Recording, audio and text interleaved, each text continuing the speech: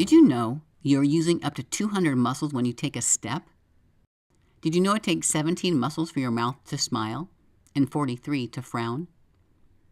As we learned in the previous program, the heart, there are 3 types of muscles in the body: voluntary, involuntary, and the cardiac muscle. Voluntary muscles respond to an act of the will, such as our arm muscles when we reach over to answer the phone. Involuntary muscles act independently of the will, such as the muscles lining the blood vessels or digestive tract.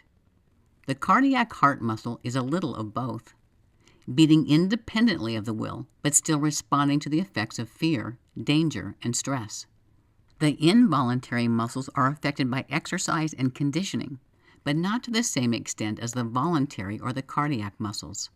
There are 2 primary types of exercise used to activate voluntary muscles: resistance and endurance training.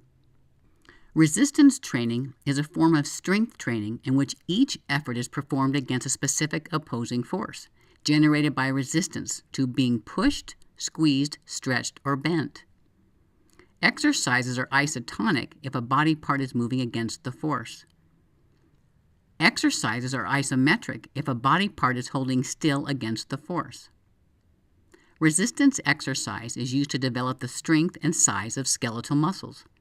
Properly performed, resistance training can provide significant functional benefits and improvement in overall health and well-being.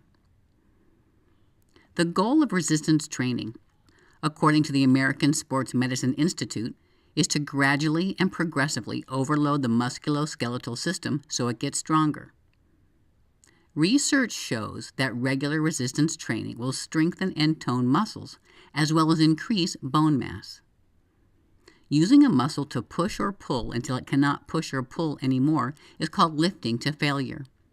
It is lifting a weight to failure that causes maximum muscle growth and increases in strength to occur.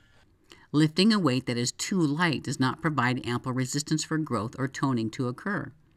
It is the recovery response, primarily activated during sleep, that the muscle is repaired and actually comes back stronger, more toned, and larger than before.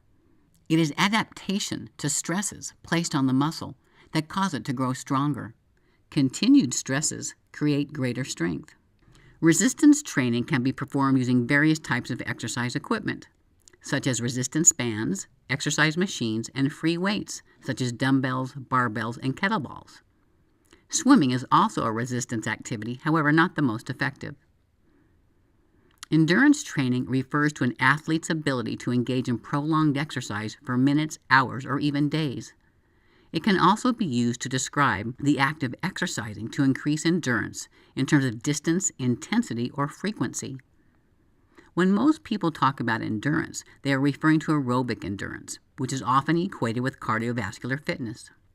Aerobic means with oxygen, and during aerobic exercise, the body uses oxygen to help supply the energy needed to perform the said exercise. The objective of endurance training is to develop the energy production centers of the circulatory and respiratory systems to meet the demands of activity for as long as they are required. There are 3 different types of muscle fiber: slow twitch type 1, fast twitch type 2A, and fast twitch type 2B. Slow twitch type 1 fibers are slow to contract, thus they're called slow twitch, and can sustain muscular contractions for an extended period of time. This factor makes them ideal for endurance events where an individual is exercising for long durations, such as long-distance running or cross-country skiing.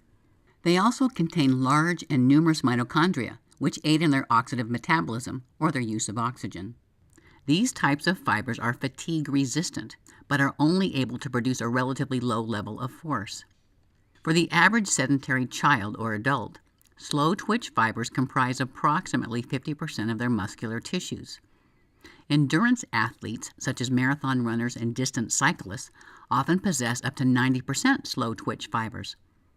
On the other hand, athletes that rely on short bursts of energy, such as sprinters or powerlifters, possess the lowest levels of slow twitch fibers, often only around 25%. Athletes with a higher proportion of slow twitch fibers tend to have the highest VO2 levels, which is the measure of maximum volume of oxygen. Strengthening exercise stimulates the next category of muscle fibers, divided into type 2A and type 2B. These are specialized for power. They're called fast twitch fibers, and all your muscles have them. When type 2A fast twitch or power fibers are challenged through resistance exercise, such as weightlifting, they hypertrophy or get larger. During aerobic exercise, slow twitch fibers do not grow in size in response to training. Rather, they improve in endurance by using oxygen more efficiently, using greater amounts of oxygen and/or open up new routes of blood vessels to get oxygen to muscle cells not previously serviced through the process of vascularization. The type 2 fibers are those that fatigue most easily out of all the fibers, but they also generate the most power and force, and therefore are the fastest twitch muscle fibers. These types of fibers are recruited in activities that require an all-out burst of power and only act for an extremely short period of time. The total length of their contractions usually only last about 7.5 milliseconds. In terms of general recruitment, they are also the last to be recruited.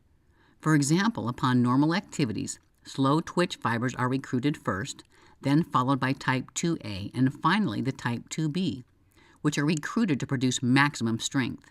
Fast twitch fibers are known for their ability to rapidly transmit action and generate a high turnover rate of energy production. These fibers generate an explosive burst of power for a short period of time. This makes them the most suitable for stop-and-go activities such as basketball, soccer, and hockey, as well as maximum output activities such as weightlifting and many track and field events. As we age, the risk of losing muscle increases while bone density decreases. Decreased muscle strength with age is associated with functional disability in older adults. We have a more difficult time moving as we lose strength. Also, as we age, bones become weaker and the risk of falling increases. Arthritis can develop more quickly if joints are not moved frequently enough. Metabolic activity declines and fewer hormones are produced. Lower testosterone levels further increase the loss of lean muscle. Body heat generation declines as another result of lost muscle mass, and ultimately, sadly enough, quality of life deteriorates. Possessing sufficient strength and flexibility to remain independent as we age should be a strong motivational factor to begin a regular program of strength training resistance exercises. These include weightlifting and flexibility-promoting activities such as stretching. During our lifetime, strength only increases for a relatively short period of time. This was followed by a long period in which strength declines. Between the age of 25 and the end of our life, we lose 30 to 40% of our total muscle mass. Muscles are replaced by connective and fatty tissue unless we take remedial action through proper diet and resistance exercise. What is often regarded as a natural aging process is, in fact, often the result of a passive lifestyle, poor nutrition habits, and a lack of training. There are many benefits of strength or weight training and resistance activities. Strength training increases the resting metabolic rate.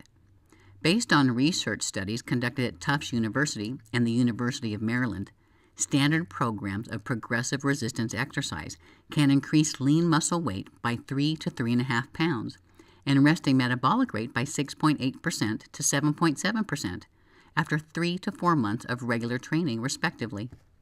Strength-trained muscle may use approximately 1.5 more calories per pound per day than untrained muscle. Such an adaptation could account for the approximately 7 to 8% elevation in resting metabolism observed in reported research studies.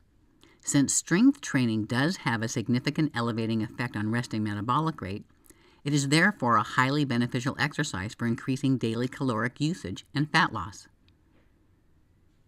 Strength training increases fat-burning capacity and firms and tones muscle. The study called Fat Metabolism and Acute Resistance Exercise in Trained Men, conducted by East Carolina University, found that resistance exercise is more beneficial than aerobic exercise for fat loss. Strength training improves strength. If we keep our musculoskeletal system healthy, normal everyday activities are easier, whether it is walking, climbing stairs, carrying or lifting objects, or simply opening a bottle. Strength training improves bone density. I can attest to this phenomenon by personal experience. I began lifting weights at the age of 18 and have continued to this day. Once I reached the age of 50, my doctor recommended I have a bone density scan, as it is standard protocol. I hesitated and explained the fact that I didn't think it was necessary, especially since I had been lifting weights for 32 years. I went ahead and had the scan done, just out of curiosity. And you know what? My bone density results came back equal to that of an 18-year-old woman. I wasn't surprised. My doctor was, though. Strength training is a great stress management technique. Taking deep breaths while lifting heavy weight and pushing out your frustrations is helpful in alleviating stress. Strength is an important component to ensure independent aging. For both young and old, strength is synonymous with quality of life. Here are a few of the benefits. Remain independent. No one needs to help you get around or to get in and out of the bathtub or to help you get off the toilet. Determine your own life and make your own decisions. No need to fear about going out on your own. Stay mobile using your own legs and your own strength. Postpone the need for wheelchairs, walkers, or canes. Maintain your productivity, usefulness, and self-satisfaction. Be joyful about life. Less prone to injury and illness. As we age, it takes longer to recover, so avoid the need to recover in the first place. Minimize the risk of falls, broken bones, and joint replacement surgery. You don't know what you have until you've lost it. Independence lost is usually never regained. If you think it won't happen to you, visit your local senior center. Ask a few seniors if they wish they would have taken better steps to preserve their strength.